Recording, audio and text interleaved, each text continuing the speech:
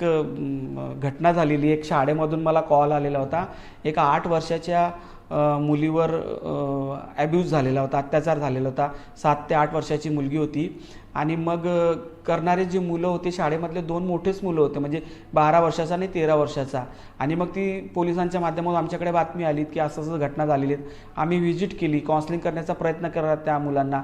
तर जो मुलाने अत्याचार केलेला होता त्या मुलाला मी काउन्सिलिंग केला. त्याला सांगितलं की तू तर 13 वर्षाचा आहे, तुझ्या मनामध्ये हे कसं काय घटना झाली, म्हणजे तुला हे कसं काय आठवलं की तू सगळं हे करू शकतो, असं कसं. तर तो सुरुवाती बोलला नाही, पण नंतर त्याच्या असं बोलला की सर मी एक गोष्ट तुम्हाला सांगू का, हे माझ्या मनात कसं काय आलं.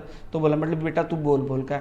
सांगितलं सर हे माझ्या मनात का आलं, तर मी दररोज माझ्या वडिलांचा मोबाईल बघतो आणि मोबाईलमध्ये तसे व्हिडिओ आहेत, मग मला माझी इच्छा झाली की मी असं करावं म्हणून.